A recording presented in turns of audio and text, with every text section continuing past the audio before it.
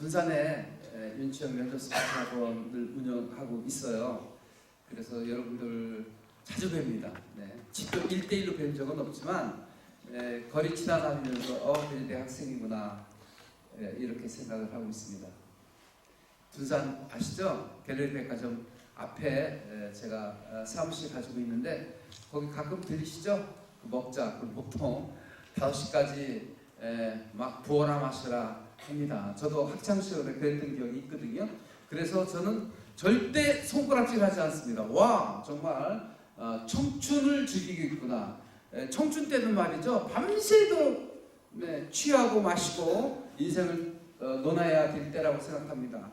미래를 이야기하면서 내일을 생각하지 않는 젊은이들을 보면서 저는 박수를 보내고 있습니다.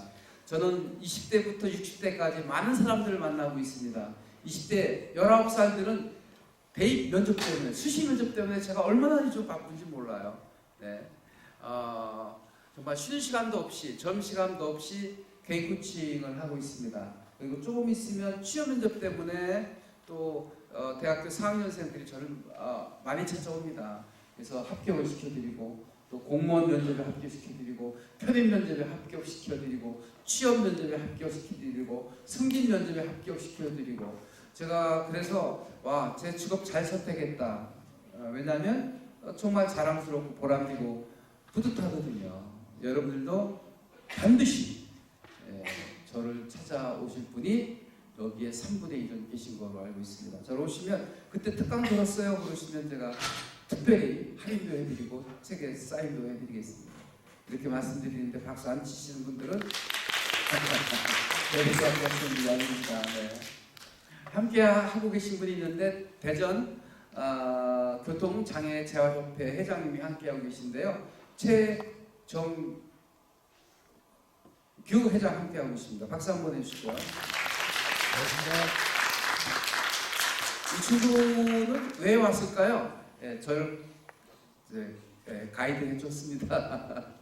저는 이런 사람입니다. 이렇게 지체 높은 분들을 모시고 제가 강의를 다니고 있습니다. 오전에는 공주에 있는 충청남도 공무원교육에서 강의를 마치고 점심 먹고 커피를 한 잔 먹으려고 하다가 커피숍이 어딘지 몰라가지고 커피를 못 뽑았어요. 근데 끝나고 가면서 커피를 먹을까 합니다. 여러분 저를 만나기가 쉽지 않습니다. 거금을 들고 와야 저를 만납니다. 왜냐하면 개인 코칭비가 만만치 않거든요.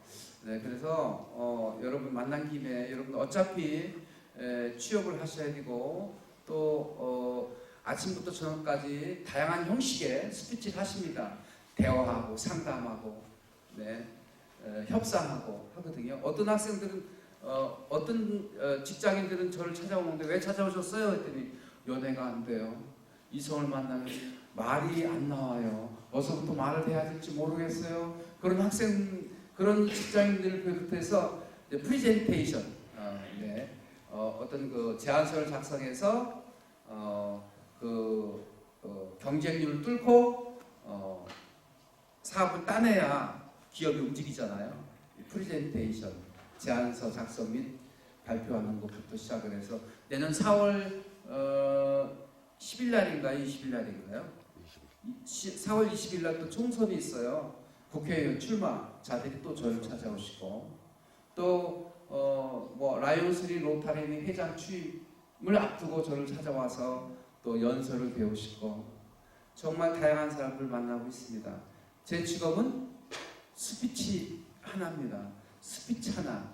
자, 제가 어제 여러분 잘 아시죠? 서구 힐링 페스티벌 폐막식에 갔어요. 그랬더니 손종원하고 김수현 부부가 와서 노래를 하는데 멋지더라고요. 마지막 노래가 10월의 어느 멋진 날이었는데 제가 그 노래를 참 좋아하거든요. 그렇습니다. 혹시 서구 힐링 페스티벌에 참여하셨던 분 있으면 손 들어보시죠. 공부하시느라고 한 분도 안 계시네요. 그런데요. 그걸 보면서 제가 어떤 생각을 했을까요? 쟤는 얼마짜리지? 한번 초대했는데 얼마나 받을까? 개런티를. 얼마나 받는다고 생각하세요? 한 3천만 원 받지 않을까요? 임영웅이는 1억을 받는데요. 보통 1,000단위입니다. 1,000단위. 몸값이 1,000단위예요. 여러분 죄송하지만 저는 여기 강연 나오는데 강사료가 얼마일까요? 일반인하고 연예인들하고 몸값이 왜 다르죠? 어제 그 생각을 했어요. 여러분은 시간당 몸값을 얼마나 받고 싶으십니까? 생각해 보신 적 있습니까? 우리 맨 앞에 앉아있는 학생 멋진데요. 네, 앞좌석에 앉아있는데 학생이십니까? 네. 몸값 한 달에 한 시간에 몸값 희망하는 몸값이 얼마예요? 그냥 희망 내가 난 이 정도 받을 수 있다 이 정도 받고 싶다 이런 것이 있다면 얼마 정도 시간당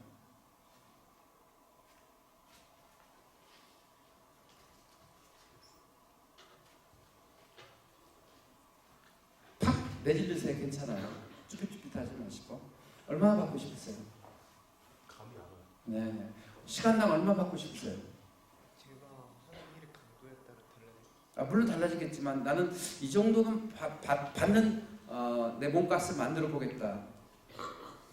희망 몸값 시간당 30만 원? 30만 원. 그럼 8시간이면 240만 원. 와, 그러면 한 달이면 얼마예요? 6억? 예, 6억. 연봉 6억. 월봉 6억. 대단합니다. 얼마나 받고 싶으세요? 저는 시간당 3만 원 받고 싶습니다. 지금 우리 최저가가 얼마야? 만 얼마? 원입니다. 만 원이죠? 3만 원? 3만 네. 원을 받는다면은 하루 8시간 일하는 거 기준으로 평일만 일해도 한 달에 500만 원 정도 받습니다. 그 정도면 충분히 한 달에 500만 원씩. 예 네네. 평일만 일해서 네, 아주 평범한 그리고 현실적인 맞습니다. 답을 하셨네요. 한 달에 3만 원이면 최저임금의 3배예요. 그죠? 네, 좋습니다. 여러분, 자기 몸값이 시간당 얼마인지 한 번쯤 생각해 볼 필요가 있어요. 몸값이 다가 아니지만 현대인들의 최대 관심사가 뭔지 아세요? 돈이에요, 돈. 학생들도 지금 열심히 공부하시고 또 취업을 하시고 하는 목적이 뭐예요? 네, 연봉 얼마나 받을 것인가 이거 목적이잖아요, 그죠? 돈. 그다음에 두 번째가 건강이에요. 건강. 근데 여러분들은 건강에 하자가 없기 때문에 그냥 밤새도록 6시까지 술 먹어도 끄떡하지 않고 활동하잖아요. 끄떡하지 않는 게 아니라 아마 3일은 몸살할 거래요. 네, 여기 의릉정이나 아니면 지금 제가 있는 섹터 둔산 그 앞에 먹자 골목이나 아니면 궁동이나 해서 밤을 새워서 먹으면 한 3일 고생할 거예요. 근데 가끔은 매일 그러면 이건 탕자죠. 그죠? 매일 그러면 안 되지만 가끔은 그렇게 젊음을 즐길 필요가 있지 않을까 그런 생각을 합니다. 그래야 뭔가 나와요. 내 몸값을 얼마나 할까 한번 토론 한번 해보시기 바랍니다. 네. 연예인들은 시간당 한 번 출연하면 억대를 받고 1,000만 원을 받는데 1,000대를 받는데 일반인들은 보세요. 평범하게 시간당 3만 원. 이것도 잘 받는 거예요. 잘 받는 거예요. 네. 만 원, 최저임금 10,000원을 받고 있습니다. 근데 어제 서구 힐링 페스티벌을 보면서 느낀 게 있습니다. 쟤네들은 왜 몸값이 높을까? 는 거예요. 연예인들은 다 끼를 가지고 있어요. 끼. 끼가 있느냐 없느냐의 차이다. 그럼 도대체 끼란 무엇일까? 자, 따라서 합니다. 끼를 키워라. 시작. 끼는 뭐예요? 내적 에너지예요. 끼를 키워라. 끼가 뭘까요? 저는 끼를 이렇게 해석하고 싶습니다. 따라서 합니다. 편집광적 기질. 시작. 편집광적 기질. 끼란 편집광적 기질이에요. 편집광이란 뭐죠? 어떤 일에 깊이 빠져드는 것, 매니아가 되는 것, 축구 매니아가 되는 것. 박지선이가 밤새도록 새벽에 연습해가지고 평발에 그 자기의 단점을 이겨내면서 최고의 축구 선수가 되었던 것처럼 끼를 발휘하는 거예요. 미친 듯 공부하고 미친 듯 빠져들고 어떤 일에 미쳐보는 거예요. 불가불급이라고 했습니다. 네. 여러분들은 어떤 일에 미쳐보셨나요? 지금 전공하신 일에 미치고 계신가요? 점수에 맞춰서 오다 보니까 내가 컴퓨터 공학 공부했지 컴퓨터 공학하고는 거리가 멀어. 그렇게 해서 사는 동안의 시간을 허비하진 않으시고 있는가요? 여러분, 네. 본인이 선택한 거에 미쳐야 됩니다. 그게 편집광적 기질입니다. 여러분 취업할 때도 마찬가지예요. 끼가 있느냐 없느냐. 기업의 그 신입을 뽑을 때 기준이 뭔지 아세요? 편집광적 기질이 없느냐 있느냐. 편집광적 기질을 가지고 있는 사람은 어떤 현상이 일어날까요? 자기 하는 일이 즐거워요. 자기 하는 일에 미쳐요. 자기 하는 일에 몰입돼요. 자기 하는 일에 최선을 다할 수 있어요. 나는 돈을 벌기 위해서 그 회사에 취업하고자 하는 게 아니에요. 나는 그 일이 좋기 때문에 당신 회사에 취업하고 싶은 거예요. 이 일을 하고 싶은 거예요.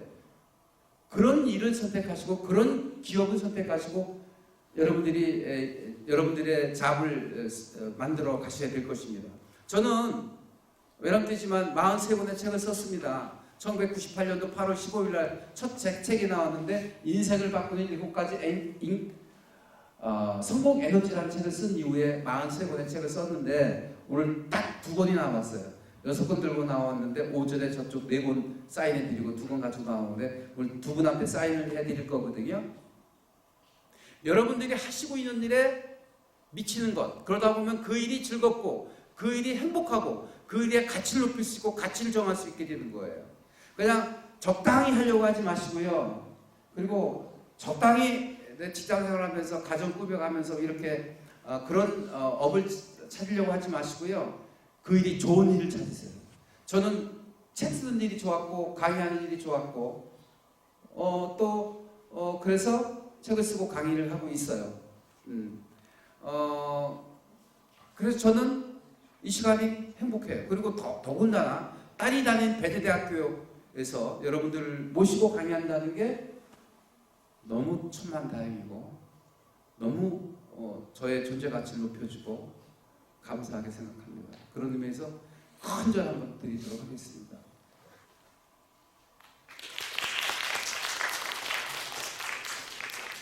저는 조그만 성공이에요. 근데 여러분들은 더 크게 성공하실 수 있어요. 성공하는 방법은 매니아적 기질을 발휘하는 것이고 편집광적 기질을 발휘하는 것이고 여러분들이 좋아하는 일을 선택해서 그 일에 미쳐보는 거예요. 그런 직업을 선택하셔야 돼요. 그냥 적당히 시간당 3만원, 5만원 받는 것이 문제가 아니라 여러분들이 하는 일을 즐길 수 있다면 여러분들은 연예인 이상으로 고액의 몸값을 유지하고 여러분들의 가치를 높일 수 있다고 생각합니다. 자, 오늘 실제적으로 제가 주제는 스피치예요. 여러분 아까도 말씀드렸지만 스피치는 일상에서 늘 사용하고 있어요. 아침에 일어나서 대화하고 소통하고 공감하고 또 상담하고 협상하고 또 회의 주재하고 또 연설하고 또 프리젠테이션 하시고 이런 여러 가지 일들을 하고 계세요. 그런데 스피치가 쉽지 않아요. 그래서 제가 많은 보따리를 가지고 왔습니다만 여러분들이 당장 이런 문제가 잘 안 돼요. 대중 앞에 쓰면 앞이 캄캄해요. 말이 안 돼요. 긴장돼요. 온몸이 떨려요. 무릎도 떨리고요. 목소리도 떨리고요. 이런 분이 계시고요. 그 다음에 논리적인 말이 안 돼요. 말하다가 말을 깜빡깜빡 까먹어요. 이런 분도 계시고 목소리가 작아요. 발음이 부정확해요. 이런 분도 계시고 아이 컨택을 할 수가 없어요. 이런 분도 계신데 주어진 시간이 짧기 때문에 보다 효과적으로 할 수 있는 방법은 여기 앉아 계신 분들의 문제점이 무엇인가? 그 문제점을 해결해 주는 것이 좋은 강의가 아니겠는가 생각을 해서 제가 준비한 PPT를 넘기면서 하는 건 자칫 잘못하면 형식적인 강의가 될 수 있을 것 같아서 여러분들의 질문을 좀 받아보면서 질문을 풀도록 하겠는데 첫 번째 질문자한테는 2권의 책 중에 한 권의 책을 사인해 드리도록 하겠습니다. 질문하실 분? 앉아서 질문하셔도 됩니다. 저한테 찾아오시면 돈을 싸들고 와야 되는데 오늘은 그냥 편하게 앉아서 질문할 수 있습니다. 네, 말씀하시죠. 외람된 질문일 수 있겠는데요. 네. 제가 생각하기엔 사실 말로써 뭔가 화술을 잘한다고 해가지고 드라마틱한 변화가 있기가 힘들 것 같아요. 이미 충분히 본질이 뛰어난 사람이 말까지 잘한다면은 효과적이겠지만 대부분의 대학생들은 아직 본질이 안 되어 있어요. 네네. 이 상태에서 말을 배우면은 무엇이 달라질 수 있을까요? 네, 정말 핵심을 찔렀습니다. 좋은 질문 해주셨습니다. 본질이 문제다. 내가 가치를 높이고 내 안에 충만해야 된다. 그 말이라고 하는 건요, 넘쳐서 흐를 때 말을 해야 그 말이 세상에 영향을 주고 변화를 일으키고, 그렇게 어떤 그 강력한 반응을 일으킬 수 있어요. 억지로 꾸며낸 말, 또 형식적인 말, 의례적인 말, 교과서 같은 말, 어디서 문장을 따다가 붙인 말, 이런 말들은 힘을 발휘할 수가 없어요. 본질이 충만해야 돼요. 그래서 끊임없이 인풋 시켜야 되거든요. 근데 인풋 시키는 게 학습, 교육도 있지만 사색도 있어요. 멈춤의 시간도 있어요. 나는 고도원의 아침 편지, 그 고도원 씨가 충주에 옹달샘이라는 연수원을 운영하고 있는데 한번 참여를 했어요, 프로그램에. 근데 그냥 구름과 같은 조그만 야산을 한 줄로 세워놓고 쭉 걷게 하더라고요. 그리고 맨 앞에 가던 사람이 징을 징 하고 쳐요. 그러면 그대로 멈추는 거예요. 나 지금 뭐라고 했지? 왜 이곳에 왔을까? 나는 이곳에서 나를 발견하고 싶은데 내가 도대체 뭐지? 나의 좌표, 앞으로 어떻게 살아가야겠다? 나의 진심은 뭐지? 이런 많은 생각들을 하면서 내적 성숙이 되는 것 같아요. 그러니까 바삐 운동하시고 바삐 공부하시는 게 다가 아니라 가끔은 자기 성찰의 시간, 명상의 시간, 잠깐 멈춘 시간도 필요하다. 그래서 내적인 근육을 키우는 것 굉장히 중요하다. 여러분들은 지금 여러분들 역량 강화를 위해서 열심히 공부하시고 독서하시고 다양한 활동하고 계십니다. 그래서 계속 인격이 성숙되어 가고 또 성장되어 가고 있는 것입니다. 그럼에도 불구하고 스피치는 중요합니다. 과정이니까요. 여러분들이 어디까지 끌까요? 죽을 때까지도 여러분 못 채워요. 결국은 인생은 과정인 거예요. 너무 이때까지 되면 내가 뭔가 하겠다가 아니라 지금부터 실행에 옮기시고 꿈을 키우시고 또 아웃풋 하는 걸 두려워하지 마셔야 돼요. 인풋 시키는 시기예요, 여러분들은. 그죠? 끊임없이 뭔가 지식과 교양과 여러 가지 경험들을 쌓아가고 있는 시기예요. 그렇다고 해서 사람을 설득해야 될 경우도 있을 테고 또 나를 표현해야 될 때도 있을 텐데 그거를 등한시하거나 도외시하면 안 된다. 지금도 여러분들은 여러분 수준에서 뭔가 설득하고 소통하고 공감하고 이럴 때 더 성숙할 수 있는 거예요. 그런 의미에서 스피치는 나를 쌓아가는 도구이다. 나의 인격을 높여가는 도구이다. 나의 교양을 쌓아가는 도구다. 나의 지식을 넓혀가는 도구이다 라고 생각하시면 되겠습니다. 스피치는 과정이에요. 과정의 소통이에요. 소통을 통해서 모든 변화가 일어나고 성숙이 일어나는 것이거든요. 네, 그래서 스피치는 결국 형식적인 게 아니라 유창하게 말하는 게 다가 아니라 내 본심을 얘기하는 것, 내가 생각하고 있는 가치를 전달하는 것, 이게 스피치의 본질이다 생각을 합니다. 너무 좋은 질문 해주셨습니다. 답이 됐나 모르겠네요. 부족하면 또 질문하세요. 꼬리 질문. 괜찮습니까? 네, 그렇다면 부탁드리겠습니다. 네. 아까 전에 연예인 예시로 들었을 때 네. 연예인이 많이 받는 이유는 끼가 있기 때문이다 네. 하셨는데 그렇다면 왜 끼가 있는 일반인은 연예인만큼 받지 못하는가? 저는 그 차이를 연예인은 대체할 수 없고 일반인은 대체할 수 있기 때문이라고 생각을 합니다. 네, 좋은 질문 하셨습니다. 네. 이런 식으로 다소 얘기하시는 것에 좀 납득이 안 되는 그런 부분이 있다. 예를 들어서 도움은 됐습니다. 스피치가 본질을 올리는데 도움이 된다라는 입장에 이해를 했는데 그러면은 본질을 공부할 시간에 스피치를 공부하는 것이 나은가에 대해서는 아직 의문입니다. 왜냐하면 시간은 한정적이니까 스피치를 공부하면은 그만큼 본질을 공부할 시간이 줄어들지 않습니까? 그건 아니라고 생각을 하는데 자, 두 가지 있습니다. 연예인과 일반인들 다 같이 끼를 가지고 있는데 왜 연예인들 몸값이 높고 일반인들은 거기에 다다르지 못하는가? 이건 시기성의 법칙인 것 같아요. 자기만의 독자적인 어떤 가치를 가지고 있기 때문에 크게 몸값을 높일 수 있는 거고요. 보석이라는 게 그렇잖아요. 희귀하기 때문에 가치가 높은 거예요. 누구나 다 할 수 있는 수준이면 높이 가치를 인정받지 못하는 것이죠. 그래서 자기만의 독자적인 거를 갖는 것입니다. 그래서 저는 이거를 단계를 이렇게 얘기합니다. 저를 따라하시면 그런 자기만의 독자적인 영역과 가치를 높일 수 있는 그런 프로세스가 있어요. 한번 따라하실까요? I do, I understand, I enjoy, I apply. 이게 되는 거예요. 지금 여기 오셔서 강의를 듣고 있잖아요. 강의를 듣는 것만으로 여러분들은 뭔가 변화를 지금 일으키고 있는 것이고 변화의 시작인 것입니다. I do, 실행에 옮기면 실행에 옮기는 만큼 I understand, 세상의 이치를 깨닫게 되는 거죠. I understand 하는 것만큼 I enjoy, 즐길 수 있게 되는 거예요. 즐기는 거죠. 즐기다 보면 나만의 apply, A-P-P-L-Y, 나만의 응용력, 나만의 독자적인 영역, 퍼블로션이 만들어지는 것이죠. 저는 스피치 강사입니다. 그런데 대한민국 스피치 강사가 어마어마하게 많아요. 제가 한 30년 전에 대전에 스피치 학원을 낼 때는 전국에 7개밖에 없어요. 지금 대전만 해도 20-30개 될 거예요. 그런데 저만의 가치와 저만의 영역과 저만의 스타일과 저만의 방식이 있다는 거예요. 저만의 어플라이가 있다는 거예요. 자기만의 어플라이를 만들어가는 것, 퍼블로션을 만들어가는 것, 이것이 몸값을 높이는 방법일 수 있겠다. 근데 그 과정이 시대에 옮기고 이해하고 그리고 즐기다 보면 그 과정에 당도하게 되는 것이다. 억지로 머리에다가 띠를 두르고 공부하는 게 아니라 그냥 즐기면서 공부하다 보니까 피아니스트가 되어 있고 축구 선수가 되어 있고 학자가 되어 있고 또 엔지니어가 되어 있고 직장인이 되어 있더라. 직장인들은요 대치가 가능해, 그죠? 근데 손준호, 김수현 두 분은 대체가 어떻게 보면 불가해요.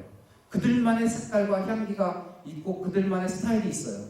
대체할 수 없어요. 근데 직장인들은 얼마든지 대체해요. 그래서 40대에 직장을 잡아서도 퇴출된다고요. 퇴출. 계속 새로운 새 인물로 바꿀 수 있잖아요.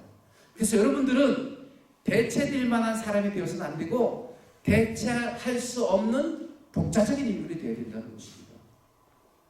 답이 되셨나요? 그다음 두 번째, 스피치 내 전문적인 공부를 할 시간에 스피치를 배우면 시간이 낭비가 되지 않나요? 맞습니다. 그겁니다. 아니 그게 아니고요. 그게 아니고 다양합니다. 인생을 살아가는 데는요. 인간관계도 필요하고 종교도 필요하고 종교활동도 필요하고 봉사활동도 필요하고 자기개발도 필요하고 가족도 필요하고 스포츠 레저도 필요하고 다 필요해요. 그래서 동시에 여러 가지를 섭렵해야 돼요. 한 가지만 공부하는 게 아니라 스피치도 배우셔야 되죠. 전공도 소홀히 하지 않아야 되죠. 근데 스피치 지금 그 생각은 조금 오류이지 않는가, 잘못된 생각이지 않는가 생각하면서 질문 또 꼬리좀 있으면 하시죠. 질문을 할 수 있는데 너무 제가 많이 질문하는 것 같아서. 그럼 답은 좀 됐나요? 솔직히 말하면 안 됐습니다. 왜냐면은 네. 예시로 프로그래머를 잡을게요. 프로그래머는 말 잘하면 좋겠지만 사실 일을 잘하는 게 더 중요합니다. 그럼요. 프로그래밍을 잘 만드는 게 훨씬 더 중요하죠. 저도 스피치를 사실 한때 공부를 했었는데 공부를 하고 나서 좀 한계를 느껴서 말을 잘하는 것보다 그냥 일을 더 잘하는 게 훨씬 더 중요하다 이런 식으로 좀 바뀌었거든요. 솔직히 말을 잘해서 살 수 있는 게 유의미하게 차이가 나는가에 대해서 의문입니다. 저는 아니, 그건 잘못된 생각이에요. 지금 잘못된 거에 대한 증거를 대드릴게요. 네. 스피치는 상대를 설득시키고 협상하기 위한 스피치도 있지만 스피치는 크게 세 가지예요. 스피치는 소통하고 공감하는 데 주된 목적이 있거든요. 스피치는 유창하게 말하는 것이 다가 아니에요. 스피치는 유창하게 말하는 건 이거는 가짜예요. 허울에 지나지 않아요. 스피치는 소통하고 공감하는 데 주목적이 있어요. 근데 누구하고 소통하고 공감하느냐가 중요하거든요. 그래서 저는 이렇게 만들었어요. I'm I'm you, I'm old. 소통은 자기 스스로 소통이 필요해요. 자기하고의 소통. 그게 아까 얘기한 명상, 멈춤. 그런 시간에 진정한 나를 발견할 수 있고 나하고의 대화가 이루어질 수 있는 거예요. 그럴 때 내가 떳떳해지고 자존감을 높일 수 있게 되는 거예요. 자존감이 높일 수 있을 때 세상에 나와서 당당하게 활동하고 행사할 수 있는 거예요. 나하고의 소통부터 시작이 되는 게 스피치예요. 그래서 자기 성찰, 자기 어떻게 보면 수양 이런 것부터가 출범이 되는 것입니다. 그 다음에 유하고의 소통이에요. 너하고의 소통. 아침에 일어나서 누군가 만나요. 가족하고 만나고 또 친구들 만나잖아요. 근데 나를 인정해주는 사람도 없고 나하고 대화하는 사람도 없고 나하고 소통되는 사람이 없다고 하면 그 사람은 공부고 뭐고 의욕을 가질 수가 없게 되는 거예요. 공부의 성과를 높일 수 없게 되는 거예요.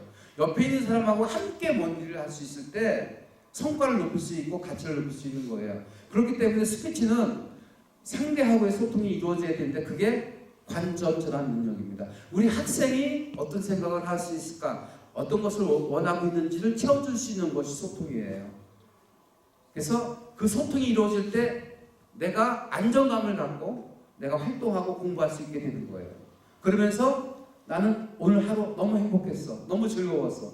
이런 심적 위안감을 갖게 되는 거예요. 그러면서 더 높은 세계로 갈 수 있는 것이 소통이거든요. 이 소통이 스피치거든요. 스피치는 앞에 나와서 말 잘하는 게 스피치라고 생각하면 그렇게 생각할 수 있지만 스피치는 그건 일부예요.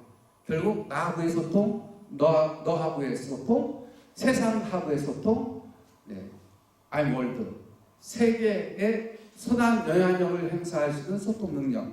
이게 스피치라고 본다면 지금 학생은 한 부분만 보고 얘기했기 때문에 그런 얘기가 나온 거 아니겠는가 생각을 합니다. 맞는 것 같습니다. 저는 살짝 비즈니스의 목적이 그런 네네네. 그러면 답변이 충분했죠? 네. 박수 한번 주시죠 학생한테. 박수. 책 드리겠습니다. 훌륭했습니다. 와, 본질적인 걸 꽤 뚫어서 질문해 줬어요. 제가 속이 후련하고 시원합니다. 자, 두 번째 학생. 저 물 좀 하나 갖다 주실래요? 아니 어르신 가만히 계시고 이거 뒤에 혹시 물이 있으면 네, 질문하시죠. 네. 네.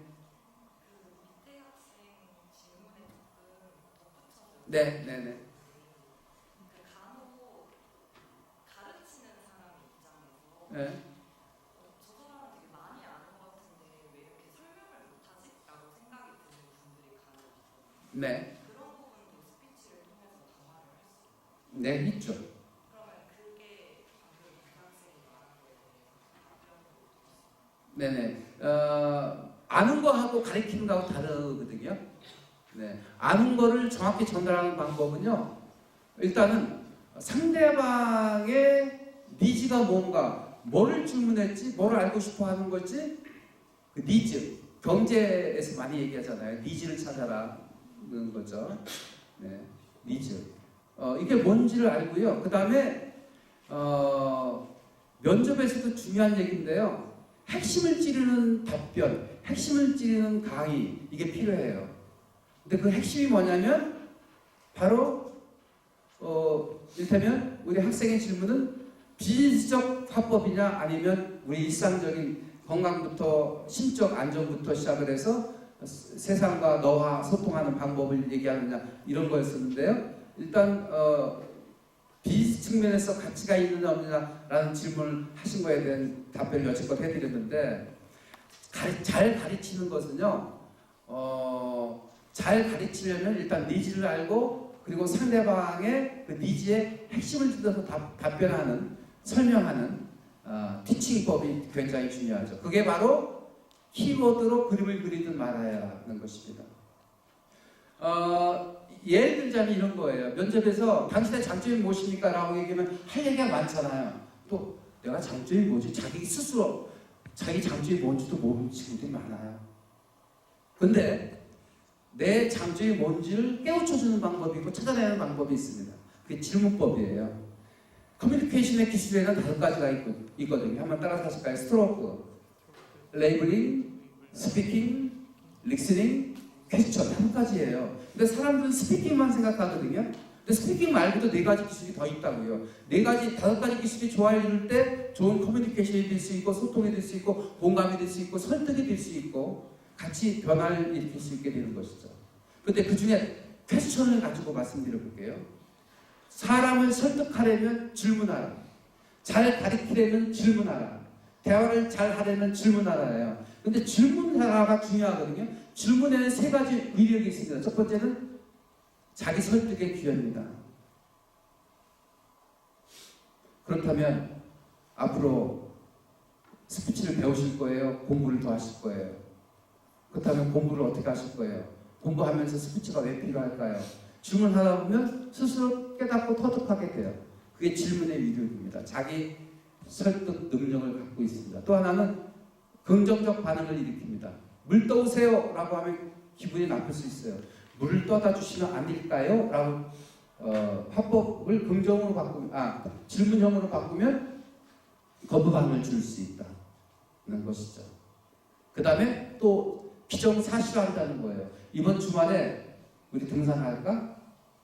라고 질문하면 상대방이 거부하거나 부정적 반응을 일으킬 수 있어요. 근데 이렇게 질문해 보세요. 이번 주말에 날씨가 좋다는데 우리 보문산을 갈까? 아니면 계룡산을 갈까? 뭐를 기정사실화했죠? 등산 간다는 걸 기정사실화했어요. 이게 질문의 세 가지 위력인데 질문하는 방법을 알려드릴게요. 그럼 어떻게 하면 질문을 잘할 수 있을까요? 긍열미탐가소관이라는 법칙이 있는데 한번 따라서 하실까요? 긍열미탐가소관 시작. 긍열미탐가소관. 그러니까 소통하고 공감하고 말을 잘하려면 질문하는 거예요. 여러분 어떻게 생각하십니까? 오늘 강의도 제가 준비된 PPT를 가지고 강의를 풀어가는 게 아니라 여러분들의 니즈가 뭔지, 여러분들이 궁금한 점이 무엇인지, 가려운 곳이 어딘지를 긁어주려고 제가 질문을 하도록 했잖아요. 그 질문에 답변하니까 핵심을 찔러서 지금 강의가 진행되고 있다고 저는 생각을 합니다. 그런데 질문을 어떻게 할 것인가? 긍열미탐가소관이에요. 긍열미탐가소관. 이게 뭐냐면 첫 자를 따서 워드플레이 한 거예요. 네, 긍이 뭘까요? 긍정적 질문하라. 네. 질문을 해도 될까요? 예, 얼마든지 질문하세요. 이런 질문하면 안 되겠죠? 하지 마세요. 시간 없습니다. 부정적 질문은 부정적 반응을, 긍정적 질문은 긍정적 반응을 가져온다. 그러니까 여러분들이 질문이 최대 효과인데, 최고의 기술인데 어떻게 질문할까? 긍정적 질문하라. 열은 뭘까요? 열린 질문하라. 오늘 식사하셨나요? 점심 식사하셨습니까? 이거 무슨 질문일까요? 닫힌 질문. 오늘 점심을 누구와 함께 어떻게 드셨습니까? 이건 열린 질문이에요. 닫힌 질문은 yes, no로 대답하는 게 닫힌 질문이고요. 열린 질문은 어떻게 그 과정을 얘기하고 누가 함께 했는지를 얘기하는 것. 서술적으로 답변할 수 있도록 하는 게 열린 질문. 미는 뭘까요? 미래에 관한 질문. 우리는 타임라인에 살고 있어요. 과거도 있고 현재도 있고 미래도 있습니다. 지금 현재에 있습니다. 너무 현실에만 연연하면 안 됩니다. 우리는 과거도 있었고요. 네. 그리고 미래도 있어요. 근데 미래에 관한 질문 어떨까요? 10년 후에 우리 학생의 미래의 모습은 어떤 모습일까요? 상상하는 거예요. 네. 제품을 파는 게 아니라 꿈을 판다는 얘기가 있어요. 제품이 중요한 게 아니라 이 제품을 사용하면 우리 학생은 어떤 모습으로 변할까요? 이게 미래에 관한 질문이에요. 훨씬 더 질문의 폭이 크죠. 질문이 힘이 있죠. 네, 현실적인 질문보다 미래 가치에 관한 질문을 하라. 긍열미탐. 그 다음에 탐색 질문. 꼬치꼬치 타고 들어가다 보면 깊숙이 침투할 수 있어요. 무슨 생각을 어떻게 하고 있는지를 생각할 수 있어요. 긍열미탐. 가는 뭘까요? 가정법 질문. 그래요. 10년 후에 시간당 30만 원을 받는다고 생각하시면 학생들은 어떻게 그 미래의 모습을 위해서 준비해 나가겠습니까? 가정법 질문. 연예인들처럼 시간당 1,000만 원 받는다면 우리 학생은 어떻게 하실 거예요? 긍열미탐 가정법 질문. 소는 뭘까요? 소유에 관한 질문. 긍열미탐 소. 이것을 선택한다면 어떤 변화가 일어날까요? 소유에 관한 질문. 관은 뭘까요? 굉장히 중요한 질문인데 한번 따라서 하실까요? 관점 전환 질문. 시작. 관점을 전환하라. 관점. 그렇다면 학생의 부모님은 어떤 생각을 하실까요? 어른들은요, 어린아이하고 다른 게 뭐냐면 관점 전환 능력을 가지고 있어요. 자, 여기 실험이 있습니다. 셀리 앤 실험인데요. 네, 여기 셀리가 있고 여기 철수가 있습니다. 그런데 조그만 방에 앞에 상자가 놓여 있는데 셀리가 좋아하는 인형을 요 왼쪽 상자에 넣었어요. 여기 오른쪽에 있는 상자는 비어 있거든요. 근데 셀리가 잠깐 나갔어요. 나간 사이에 철수가 셀리가 담아놓은 상자 속에 있는 인형을 이렇게 옮겨놨어요. 오른쪽으로. 그리고 셀리가 들어왔어요. 철수는 셀리가 왼쪽에 인형이 있다고 생각할까요? 오른쪽에 있다고 생각할까요?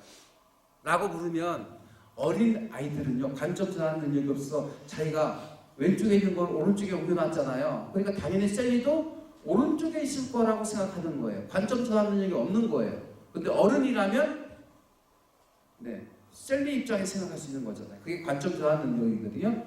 다른 사람이 어떻게 생각할 수 있을까를 바꾸는 것. 그래서 여러분들이 성공하는 비결이 뭔지 아세요? 상대방 입장에서 생각하고 상대방 입장에서 행동하고 상대방 입장에서 행동할 수 있는 능력. 제가 사랑의 기술 연애를 사라는 책을 썼는데요. 연애의 세 가지 특징이 있습니다. 첫 번째, 상대 중심입니다. 나 중심이 아니라 상대 중심. 요즘은 수요자 중심, 고객 중심 뭐 많이 하잖아요. 비교육자 중심. 고객은 왕이다. 이런 얘기가 다 그거예요. 관점을 바꿔라. 내가 아니라 너의 입장에서 생각할 수 있다면 나는 성공할 수 있어. 그리고 나는 행복할 수 있어. 관동대학교 가면 교문 앞에 뭐라고 써붙인 줄 아세요? 뭐라고 써붙였을까요? 따라서 합니다. 배워서 남 주자. 시작. 남을 줄 때 가치가 높아지는 거예요. 그리고 내가 보람을 느끼게 되는 거예요. 내가 배워서 나만 했으면 그 가치는 그만할 수밖에 없어요. 근데 세상에 나눠주면 가치는 어마어마하게 증대되는 거예요. 배워서 남 주자. 상대 입장에서, 고객 입장에서 연애할 때는 뭐 먹고 싶은데, 어디 가고 싶은데, 어떻게 해줄까? 묻거든요. 결혼하고 나면 관점이 바뀌는 경우가 많아요. 자기 중심으로. 그래서 상대 중심이 될 수 있다면 정말 대박이다. 하는 일이 다 잘 될 수 있다는 것입니다. 그래서 좋은 교육은 상대방의 니즈에 적합한 강의를 하는 것이고, 그걸 핵심을 찔러 답변하는 요령은 키워드로 그림을 그리듯 말을 하라는 것이고, 그 다음에 제가 여기 이게 샌드위치베리의 어린 왕자라는 책인데요. 이거 시간이 되면 소개하고 싶은데 이렇게 썼어요. 이게 다 뭐죠? 키워드로 쓴 거예요. 이 키워드 가지고 저는 강의가 가능해요. 키워드를 미리 머릿속에 그려놓고 강의하는 거예요. 말을 잘하는 방법, 키워드로 그림을 그려놓고 말을 하는 거예요. 문장으로 말을 하려고 하지 마세요. 자기소개서 써보세요. 자기소개를 한번 해보세요. 그러면 문장을 써가지고 외워가지고 앞에 나와서 막 스피치하는 경우가 있고, 답변하는 친구들이 10이면 7명은 돼요. 그렇게 하지 말아라. 문장 다 내려놔라. 당신 누구야? 그러면 키워드를 뽑는 거예요. 저도 성실합니다. 저는 이 사회를 위해서 환경 오염이 심각한데요. 온난화 때문에 지구의 생존의 위협을 받고 있는데 저는 환경운동가가 되고 싶습니다. 이렇게 확실한 키워드로 말을 할 때 상대방을 설득시키고 공감시킬 수 있다는 말씀을 드려보는데, 답변이 됐습니까? 꼬리 좀 있으면 꼬리 좀 하시고, 다른 분 질문 책 드리겠습니다. 다른 분 질문. 1학년 손 들어보세요. 2학년 손 들어보세요. 3학년 손 들어보세요. 4학년 손 들어보세요. 왜 4학년? 면접 앞두고 있잖아요. 네, 맞습니다. 면접을 잘 보는 요령은 몇 가지 지금 요약해 드릴게요. 첫째, 소신과 명분을 세워서 답변하라. 인생을 살아가는데 정답이 있을까요? 없을까요? 없습니다. 면접에 정답이 있을까요? 없을까요? 없습니다. 그러면 어떻게 대답하나요? 내 평소에 믿는 생각을 대답하는 게 정답이에요. 근데 그게 뭘까요? 소신이에요. 평소에 믿는 생각을 말하는 거예요. 소신을 얘기해요. 플러스 명분. 이 사회에 이 시대에 기여하겠다. 저는 환경운동가가 되어서 지구를 지키겠습니다. 이런 소신. 이 사회에 이 시대에 기여하겠습니다. 그러면 사람들이 응원해줘요. 박수를 보내드려요. 지지를 해줘요. 그러니까 힘이 생기는 거예요. 그러니까 몸값이 높아지는 거예요. 대통령이 왜 힘이 있습니까? 연예인들이 왜 힘이 있습니까? 왜 임영웅을 불리면 행사가 잘 됩니까? 임영웅이를 추종하는 팬들이 샥 구름대처럼 몰렸거든요. 그러니까 청중이 그냥 뭐 가득한 거예요. 윤철이를 부르다. 그래서 윤철이가 회복 콘서트 한다. 그러면 얼마나 올까요? 제가 인지도가 약해가지고 많이 오지 않을 거예요. 그럼 행사 망치는 거예요. 왜 연예인들을 몸값을 많이 주면서 부를까? 행사가 잘 되니까. 근데 왜 행사가 잘 될까? 그 사람의 많은 사람들이 응원해주고 지지를 받으니까 많은 사람들이 몰리는 거예요. 근데 왜 많은 사람들의 지지와 응원을 받을까?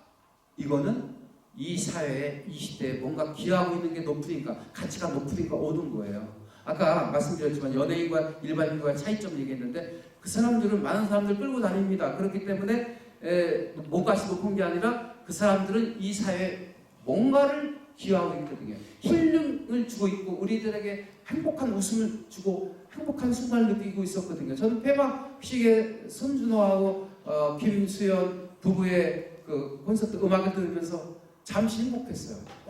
저게 문화고 저게 예술이구나, 저게 힘이구나 라고 느꼈거든요.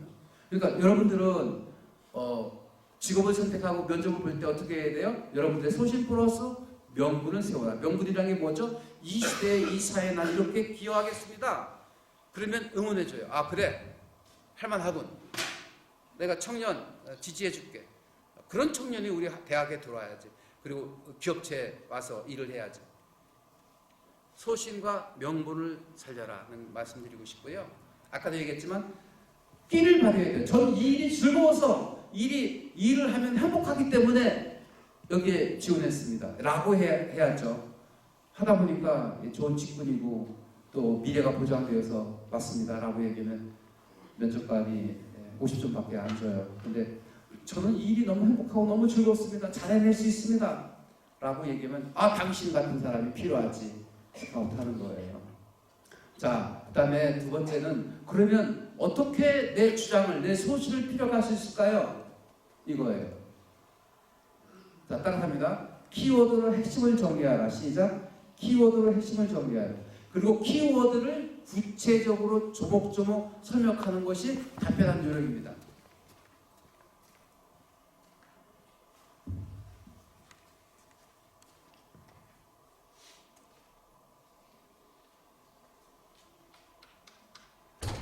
여기서 또 질문 있으시면 질문 받도록 하겠는데요. 지금 면접 보는 요령, 답변 요령까지 말씀드렸습니다. 키워드로 핵심을 정리한 다음에 그 키워드를 구체적으로 하나하나 설명해 나가면 조리 있게 당황하지 않고 실수하지 않고 조목조목 내 소신을 피력할 수 있겠다. 거기에다가 명분까지 세워주면 많은 사람들이 지지와 응원을 받게 돼서 힘있는 스피치 그리고 또 힘있는 답변이 될 수 있겠다는 말씀까지 드렸습니다. 네. 시대의 밝기라고 하셨는데 기업마다의 인재상이 있지 않습니까? 그 인재상과 제 뜻이 맞지 않는다면 면접 상황실에서 제 뜻이 밝히는 거 아닙니까? 기업체 인재상과 자신의 뜻이 맞지 않는다면 그럼 왜 지원하셨어요? 맞춰야죠. 맞추는 거 당연하겠죠? 기업체에 입사하려고 하면 그 인재상에 맞추도록 해야 돼요. 인재상 키워드가 보통 3개 정도 주어지거든요. 뭐 성실, 또 뭐 혁신, 또 뭐 고객 존중. 그러면 3가지를 맞추는 거예요. 왜요? 내 꿈을 실현하고 내 꿈을 실현하는 것이 기업에 기여하는 것이고 기업이 성장하려고 하면 그 인재상에 맞춰야 되는 거죠. 그건 트렌드에 맞추는 거죠. 맞춰야 되겠죠. 어떤 성과를 내기 위해서 내가 방향을 맞추고 속도를 맞춰야 되는 것처럼 그 맞추는 것이 정당한 것이고 그게 틀린 게 아니라고 생각됩니다. 맞춰 가면 되지 않을까 싶습니다. 좋은 답변, 좋은 질문이었습니다. 다른 분 질문 없으신가요? 여러분들 이거 하나 말씀드리고 싶어요.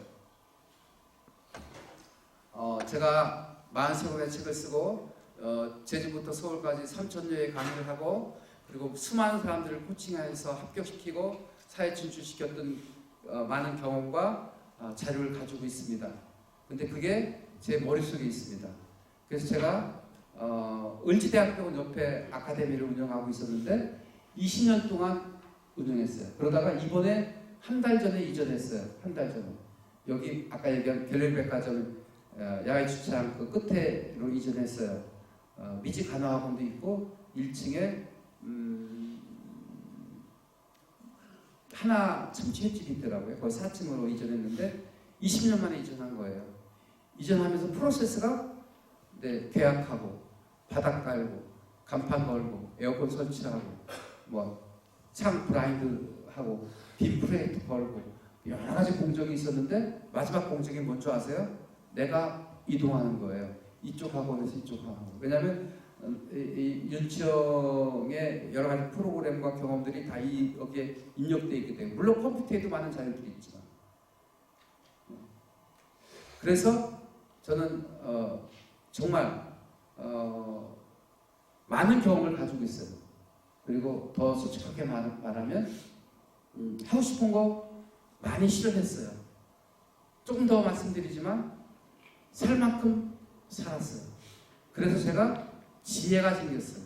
그래서 우리 아들, 딸과 같은 학생들한테 이 말 꼭 전하고 싶어서 여기다 넣었거든요.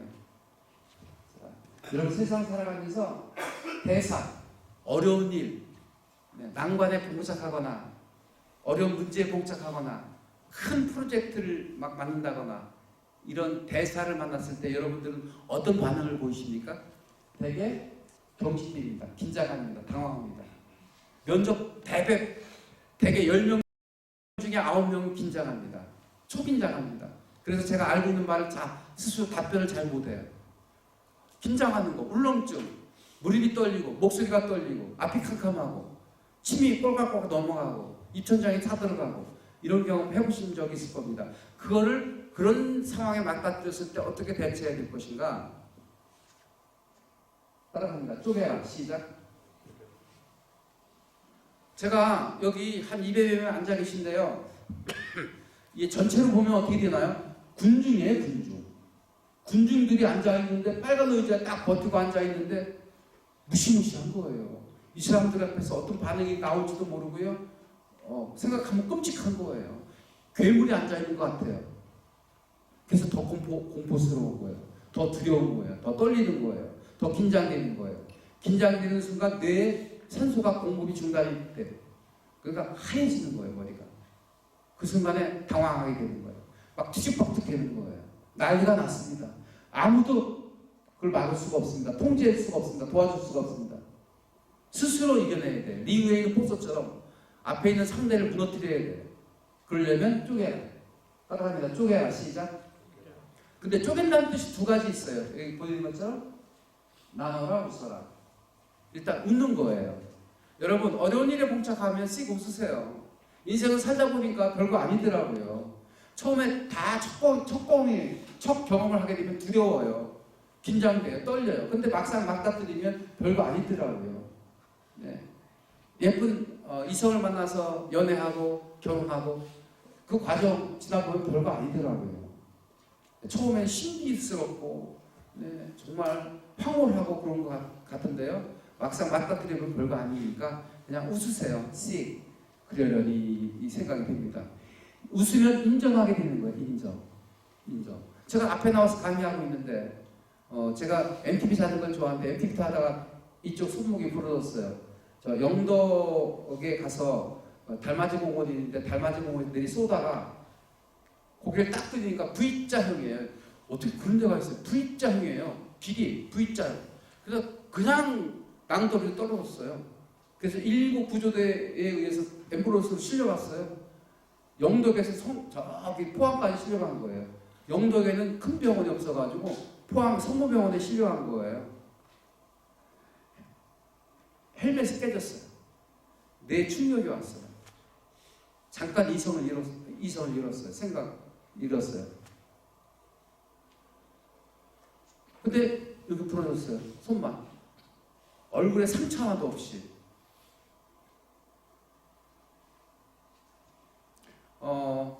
그리고 제가 좋아하는 산이 덕유산이거든요. 여러분 아시죠? 무지개 덕유산. 곤드라 타고 올라가요. 여름에 곤드라 타고 올라가면 너무 시원해요. 온도 차이가 3도 이상은 차이 날까요? 시원해요.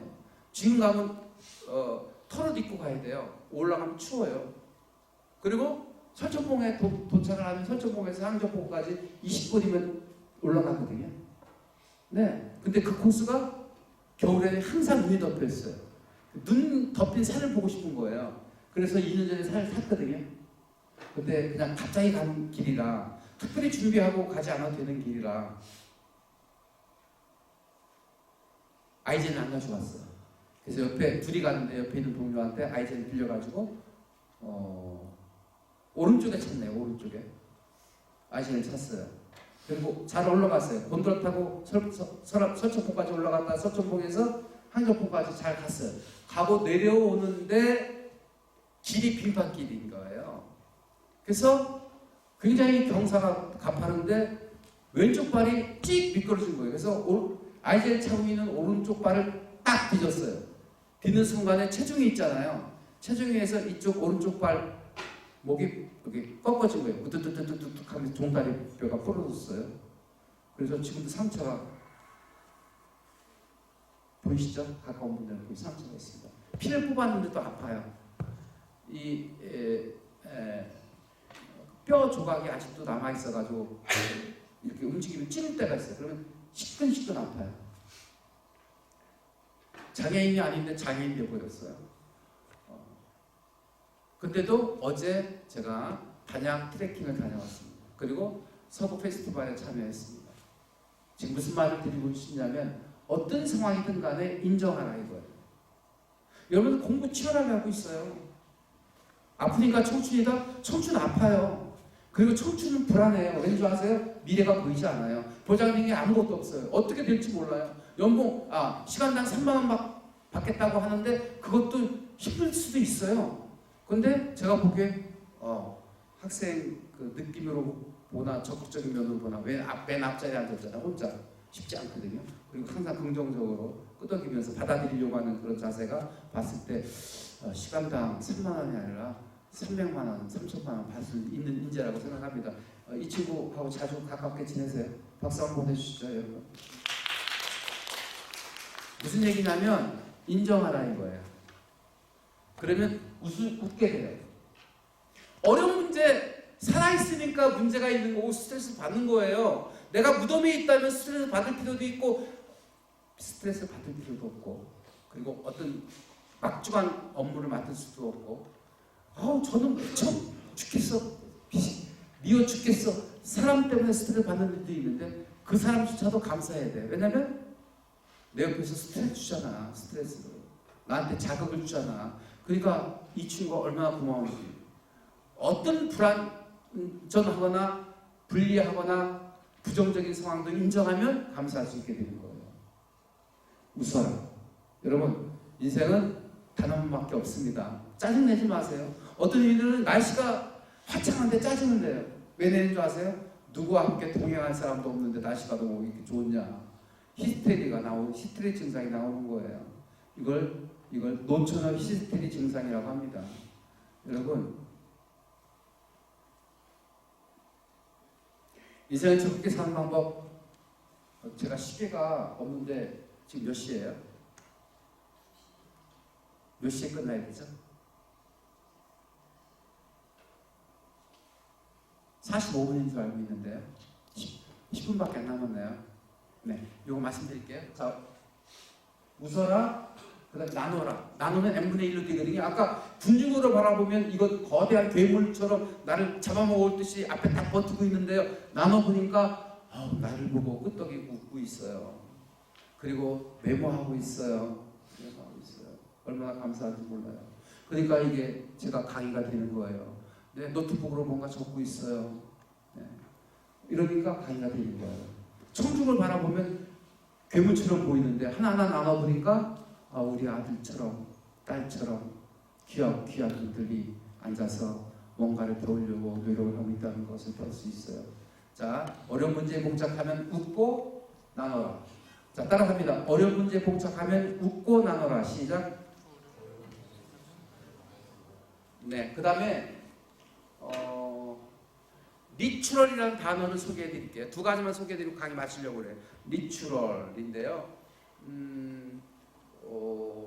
적을 거 없나? 적으세요. R-I-T-U-A-L 리추럴. 따라갑니다. 시작. 리추럴. 리추럴 단어 아시죠? 어떤 작은 행동들을 의식적으로 반복하면 그것이 잠재의 의식 속에 영향을 미쳐서 현실로 이루어지는 기적과 같은 단어가 리추럴. 작은 행동들을 반복하는 것. 근데 세 가지 반복하라는 말씀드리고 싶어요. 여러분들은 대한민국의 주체 세력이 되어야 되고 대한민국의 미래 주인공이 되어야 되실 분들입니다. 그럴 분이 되시다고 하면 세 가지를 리추럴 하시기 바랍니다. 첫 번째, 메모하기. 지금 메모하는 친구가 있고 메모하지 않은 친구가 있어요. 요즘 스마트폰으로 메모도 가능해요. 저도 스마트폰으로 메모를 해요. 메모하기 싫으면 그냥 한 방에 딱 찍어버려요. 메모하기. 근데 메모하기인데 제가 메모하는 방법은 간단해요. 메모장을 여러 개 만들지 마세요. 금전출납부 따로, 또 약속 일기장 따로 만들지 말라고요. 통제가 안 돼요. 나중에 다 따로 봅니다. 통제가 안 됩니다. 혼자 하셨다. 한 권으로 통합하는 거예요. 그래서 여러분들이 문방구에 가면 처음 좋은 노트북이 아니라 연습장 있잖아요. 줄도 쳐져 있지 않은 연습장. 거기다 낙서하세요. 만화도 그리세요. 그리고 어느 날은 내가 귀에 쏙 도는 말이 있을 거예요. 명문장. 영화를 봤든 아니면 책을 읽었든 그 명문장을 쓰세요. 그리고 비망록. 꼭 잃어버리지 않아야 될 주민등록번호, 통장번호, 또 아이디 비번 있으면 적으세요. 그리고 해야 될 일이 있으면 적으세요. 한 권으로 통합하면 복합 메모장이 되는 거예요. 그럼 한 달이면 한 권이 나올 수 있고 두 권이 나올 수 있고 세 권이 나올 수 있어요. 1년이면 몇 권이 될까요? 10권이 될 수 있어요. 그게 여러분들의 히스토리가 됩니다. 가문의 보배가 될 수 있는 거예요. 나중에 그게 책이 될 수 있는 거예요. 저는 43권의 책을 썼지만 여러분들이 책 쓰는 방법은 간단한 거예요. 메모하는 습관을 가지세요. 근데 통합된 메모장을 가지고 다니세요. 그러려면 두툼해서도 안 되고 비싸도 안 되고요. 그냥 흔해 빠진 연습장 정도 막 그냥 쓰는 거예요. 일기장 쓰듯 일기도 써보고요. 제가 아침에 나오면서 밴드에다 글을 2개 올렸는데 첫 번째 글이 뭔지 아세요? 이걸 보면 이상하다. 새벽 5시가 됐는데도 아침 5시가 됐는데도 술이 취해서 청춘을 이야기하고 있다. 그들이 부럽다. 내일을 두려워하지 않는다. 내일을 두려워하지 않으면서 내일을 걱정하는 친구들이 여기 모였다. 참 이상한 골목이다 라고 썼어요. 그러니까 느낌 그대로 쓴 거예요. 일기도 쓰시고 메모도 하시고 명문도 쓰시고 통합해서 메모장을 만드시기 바랍니다. 그러면 여러분들이 놀라운 변화가 일어납니다. 여러분들은 여기 돌발 퀴즈. 가기를 못하는 강사와 홀로딘 할머니의 공통점이 있는데 무엇일까요? 가기를 못하는 강사와 홀로딘 할머니의 공통점. 영감이 없다. 그 영감을 만날 수 있습니다. 메모함으로 아이디어를 만들어낼 수 있습니다. 기발한 생각을 만들어낼 수 있습니다. 네. 영감을 늘 만날 수 있어요. 메모하십시오. 그 다음에 입술꼬리 올리세요. 자, 따라서 합니다. 김치. 멸치하면 대가리가 있습니다. 멸치, 대가리. 멸치하면 대가리 하세요. 멸치, 대가리. 이거 언제 쓰는 거예요? 사진 찍을 때. 사진 찍을 때만 대가리 하고 입술꼬리 올리지 마시고 평소에도 올리세요. 제가 나이보다 젊어 보이거든요. 그리고 제가 인상이 좋대요.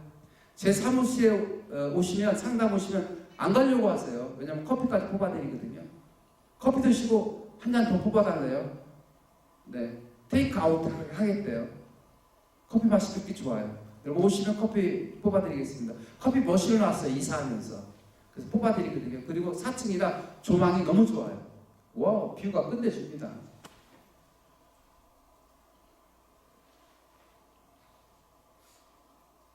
입술꼬리 올리시죠. 그러면 즐거워집니다. 햇빛이 쨍쨍 뜨는 날, 와, 너무 행복하십시오. 그리고 비가 오면 비가 오는 대로 그냥 그 분위기를 즐기세요. 비가 온다고 짜증내시고 햇빛이 쨍쨍 찐다고 짜증내지 마십시오. 입술꼬리 올리십시오. 올릴 방법은 가키배만만입니다. 가키배만만. 시작. 가키배만만. 이것도 키워드 워드 플레이하는 거거든요. 가가 키우는 배 만만치 않아, 이런 뜻입니다. 가키배만만. 자, 인생을 즐겁게 사는 방법, 갖는 것입니다. 뭘 갖고 싶으세요? 전 최근에 갖고 싶은 차가 생각이 났어요. 차박하는 거, 카니발 정도. 네. 가긴 다니면서 잠바도 하나 신고, 양복도 하나 신고, 청바지도 신고.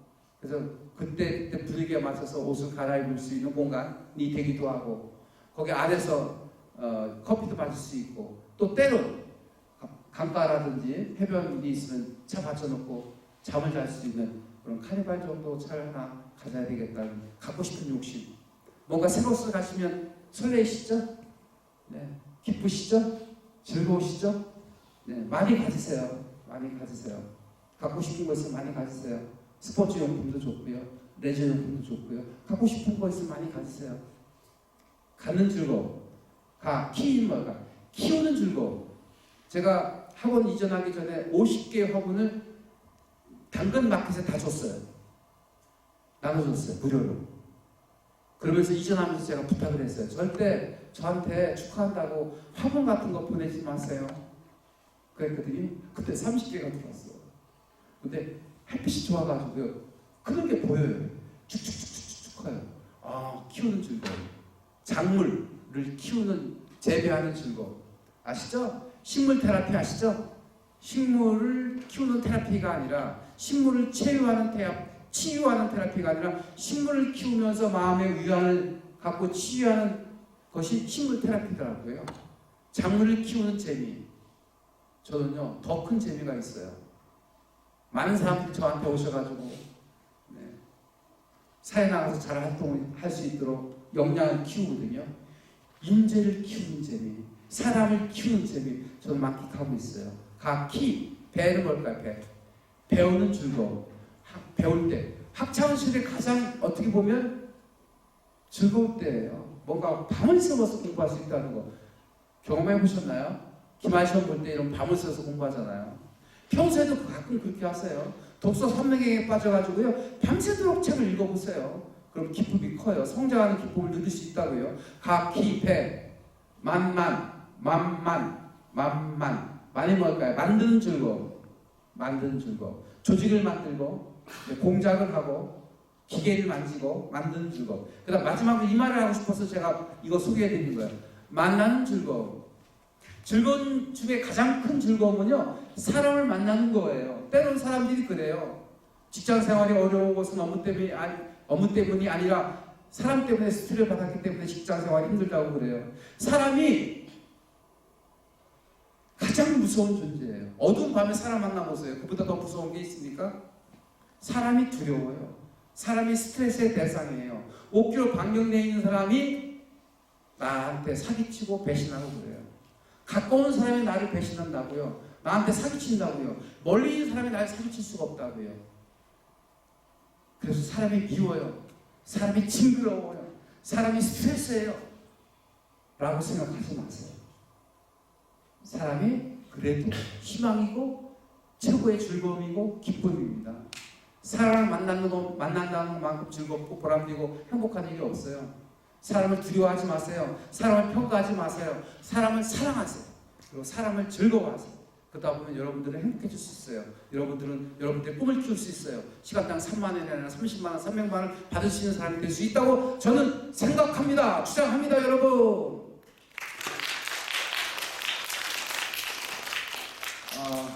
마지막 한 번만 질문 받고 끝내려고 하는데요. 어떤 분이 질문해 주실까요? 질문. 어떤 질문이든 좋아요. 가운데 모자 쓰고 네, 질문해줘 보시죠. 시간 없어요. 빨리 맞춰야 돼요. 지금 끝나는 시간 됐죠? 네, 한번 빨리 질문. 여기 질문 받겠습니다. 노트북을 꺼내고 열심히 적고 있습니다. 우리 학생. 네.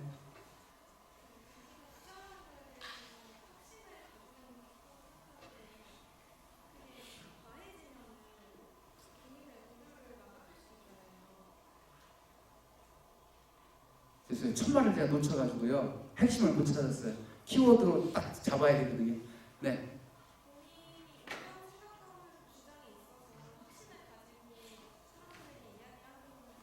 네.